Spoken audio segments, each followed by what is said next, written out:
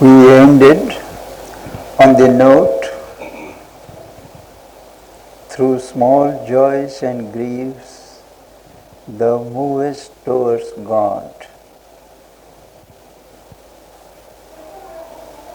Even what we consider to be insignificant, trivial, everything contributes towards movement towards God. Now, he sounds a warning against too hasty, too impetuous, too impatient an effort, which often conceals the play of a titanic, an asuric power which believes in dramatic, showy, spiritual renunciation and an attempt to storm the gates of heaven, as it were. Now let us read. Haste not towards Godhead on a dangerous road. There are many roads: the mother's sunlit path, the path of the ascetic, the path of the contemplative, but we are warned that certain paths are dangerous. Open not thy doorways to a nameless power. Climb not to Godhead by the Titan's road. It is all right to open to a power, but we are warned here to be careful about what type of power we open to. Very often, when one enters the inner path, you open, and there is a sense of exaltation, excitement, and almost always it is mistaken for a spiritual divine power. But where there is no peace, there is no purity, that power is suspect. That is why, writing elsewhere, Sri Aurobindo warns, open by all means, but be sure that you open to the right power. There are many powers which present themselves as the mother's power. So he says, know what power you are opening to. A nameless power, a power which you are unable to identify. Be careful. Climb not to Godhead by the Titan's road. Titan is Asura. Against the law he pits his single will. The Titan. Now a Titan, he functions through a human form. He exerts himself by motivating, by activating human channels. So against the law of God, the law of gradual progress, the law of dharma, the law of right, against the law he pits his single will. Across its way he throws his pride of might. He says, why not? Why shall not assert my might?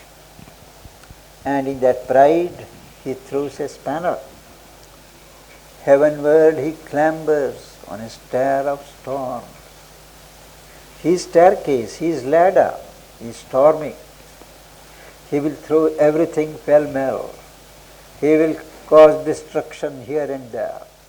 His is not the gentle path of peace and harmony, but a stair of storms, aspiring to live near to the deathless sun. He aspires to reach the status of divinity by storming his way. He strives with giant strength to wrest by force from life and nature the immortal's right. The right of gods, the right of those who are favored by gods. The Titan makes an effort to wrest by force from life and nature. He takes by storm the world and fate and heaven. He comes not to the high world maker's seat. He does not approach the world maker, the creative Godhead's seat. He does not come praying. He does not come with humility. He does not come waiting for that will. He says, he comes not to the high world maker's seat. He waits not for the outstretched hand of God to raise him out of his mortality. God extends his hand, surely, to lift one out of the mortal state, but he has no patience to wait for it. He wants to wrest it by force. All he would make his own, leave nothing free. Whatever he comes across, whatever he sees, he wants to establish his proprietorship. It must belong to him. Stretching his small self to cope with the infinite. All that he does is to stretch his little self as if it were the infinite. Obstructing the God's open ways, he makes his own estate of the earth's air and light. The dominion of earth, the air and light of earth, belongs to God, belongs to nature. But he obstructs the path of the gods and makes an effort to make all that his own estate. A monopolist of the world energy. Whatever energy is working in the world, he tries to monopolize it. He dominates the life of common man. His pain and others' pain, he makes his means. He doesn't care if he has to suffer pain. The Asura is well known for his austerity, for his severe tapasya, which pleases Shiva. So his own pain and the pain of others, he doesn't care. He makes his means. On death and suffering, he builds his throne. The Titan, the person possessed by the Titan, builds his throne on death and suffering of others naturally. In the hurry and clangor of his acts of might, in a riot and excess of fame and shame, by his magnitudes of hate and violence, by the quaking of the world beneath his tread, he matches himself against the eternal's calm and feels in himself the greatness of a god. Now, how he builds his throne and death and suffering, the poet explains. His acts of might are always in a hurry. They create a loud noise. He gains excess of fame, also his dose of shame. He doesn't care. He hates and is violent, and beneath his tread the world quakes. All this you can apply to people like Hitler and Stalin. By the quaking of the world beneath his tread, he matches himself against the eternal's calm. The eternal always rules by calm, not by violence, not by hatred, not by force, and feels in himself the greatness of a God. Because he has conquered so many things, he feels he is as great as God. Power is his image of celestial self. Not truth, not right, but power is his conception of the self. The Titan's heart is a sea of fire and force, not of compassion and love as of God, but a sea of fire and force. He exults in the death of things and ruin and fall. He feeds his strength with his own and others' pain. In the world's pathos and passion he takes delight. He is pervert enough to take joy in the pathos, the sorrow, and the passion, intensity of the world. He takes delight. His pride, his might call for the struggle and pang. He never feels a satisfaction unless there is a struggle and there is a suffering and there is a pang. He glories in the sufferings of the flesh, self-torture, torturing others, giving spiritual value to these self-inflictions. They glory. He glories in the sufferings of the flesh and covers the stigmata with the Stoics' name. Stigmata is where these marks of pain and blood appear on the body. For those who offer themselves and participate psychologically in the sacrifice of Christ for humanity. Even now there are many Christians, nuns, priests who identify themselves so intensely with Jesus Christ on the gallows that the wounds that he had, the blood that came out of his hands, it starts oozing out from their arms. It is called the stigmata, and covers the stigmata with the Stoic's name. He bears it like Stoic. His eyes blinded and the vision and visionless stare at the sun. He defies even the sun. He stares openly without protection, and his eyes get blinded, visionless. The seeker's sight receding from his heart, the inner sight recedes from his inner heart, can find no more the light of eternity. That is, his physical sight and the spiritual sight are both gone. Physical sight because of his audacity in looking at the sun challengingly, and the inner sight which disappears under the cloud of all the storm and passion and struggle. He sees the beyond as an emptiness void of soul.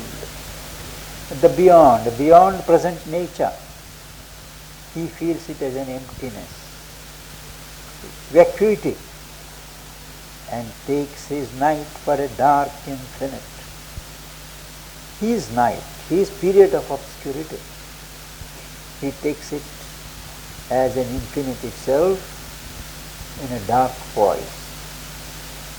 His nature magnifies the unreal's blank. There is a blank of non-existence, and he magnifies that. He doesn't magnify the existence of God, but he exaggerates the emptiness, the blankness of what does not exist. He wants to show that that is greater, and sees in not the sole reality. He sees the sole reality in nothing, in zero. He would stamp his single figure on the world. He feels so important, he is so dominating, that he wants to put his name, stamp the whole world with his name, with his figure, obsess the world's rumor with his single name. Everybody must talk of him. Everywhere the rumors must speak of his name. His moments center the vast universe. He organizes the whole universe around himself. His little eye has swallowed the whole world. His ego has stretched into infinity. The ego, the titan, stretches and stretches into infinity. His mind, a beat in original nothingness, ciphers his thought on a slate of hourless time. That is, his mind is one stroke in what was an original nothingness. And whatever he thinks is put in the form of a cipher, zero, on a slate of hourless time. That is, he does not believe in time and eternity. He believes his mind itself is a vibration in a nothingness, and his thought is reduced to a zero. That is, he does not believe in any reality beyond himself. He builds on a mighty vacancy of soul, a huge philosophy of nothingness. There is no God, there is no divine reality, but all is nothing. In him, nirvana lives and speaks and acts, impossibly creating a universe. Impossibly, because if nirvana is the highest reality, the question arises, how come this universe is there? So he says, impossibly creating. It is like Shankara's anirvachaniya maya. We can't explain it, but it is there. So even that nothingness, even that nirvana, somehow impossibly, it is impossible true, but impossibly it does create this universe. An eternal zero is his formless self. His spirit, the void, impersonal, absolute. His self is an eternal zero, and his spirit, the awareness, is an impersonal absolute. That means he cancels everything. In the Upanishad there is a passage, if one believes that it is, he becomes the it. If one believes it is not, he becomes not. He dissolves himself. And here is an echo of that utterance. His spirit, the void, impersonal, absolute. And the poet was, take not that stride, O growing soul of man. It is a negative approach, a false approach. Take not that stride, O growing soul of man. Cast not thyself into that night of God. Wake up rather in the day of God.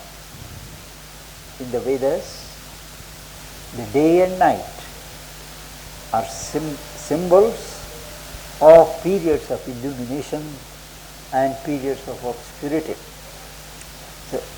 So If you believe in that impersonal thing, that there is no personality, that there is no form, you are casting yourself into the night of God.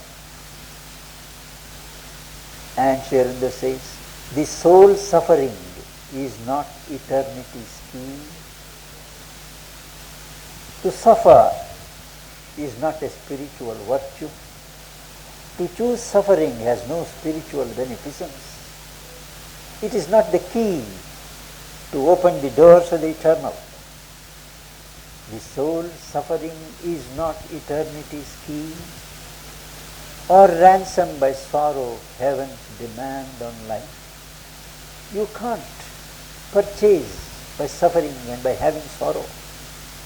You can't meet the heaven's demand on life by being sorrowful. You have to be alert, you have to be cheerful, you have to respond in the way that is expected. Heaven always demands on life, but you can't purchase it by sorrow.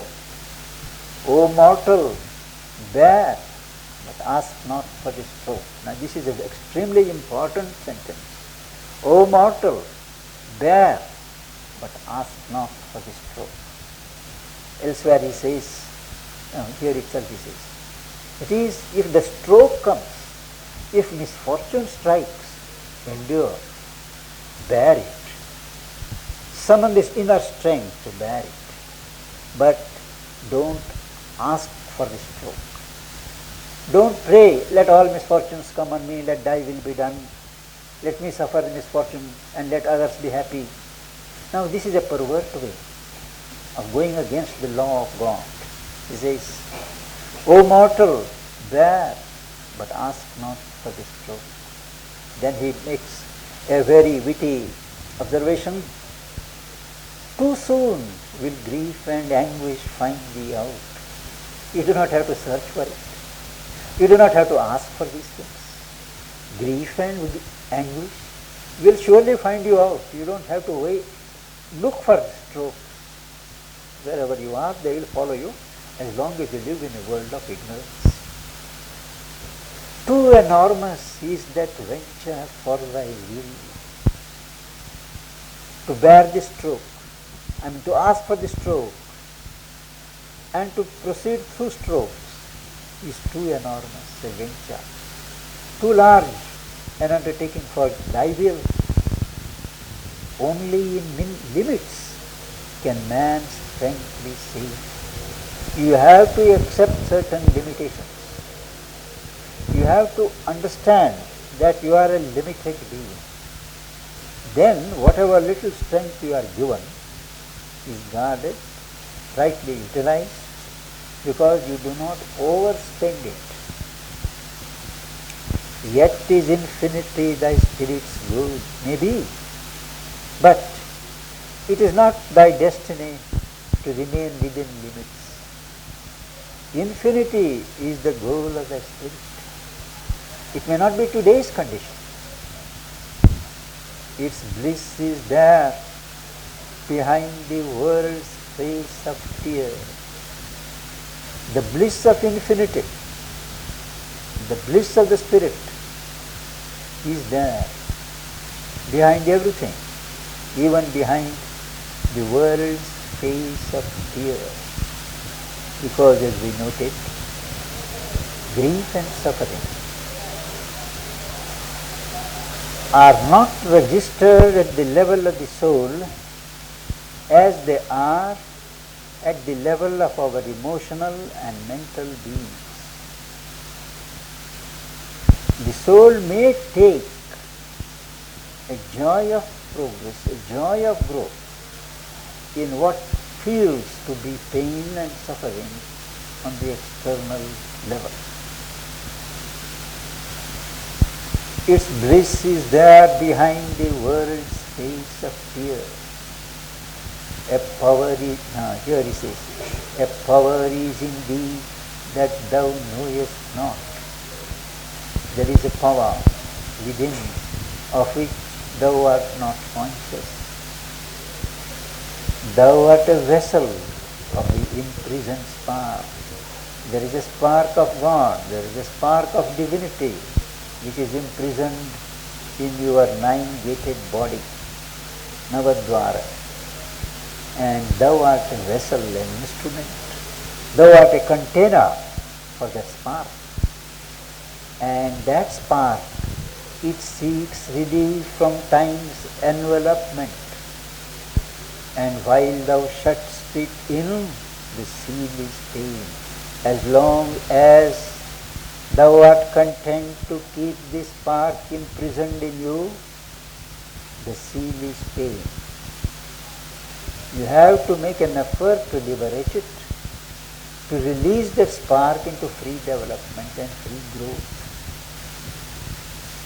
Bliss is the Godhead's crown, eternal and free. Not nothingness, not the extremity of pain, but bliss.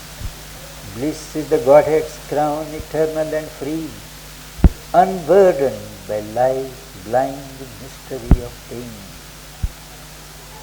Life may be saddled with the mystery of pain, but the crown, that is bliss, is not affected by it. Pain is the signature of the ignorance. As long as ignorance is there, pain is bound to be there. It is a kind of attestation, it is a kind of ignorance, and signature of ignorance, attesting the secret God denied by life. There is a God waiting within, what here in the course, the unworshipped God waiting within. Now, as long as we deny it, our life denies it in practice, pain is inevitable. Until life finds Him, pain can never end. It need not be always a physical pain. It can be an emotional pain, it can be a mental pain, it can be a spiritual pain.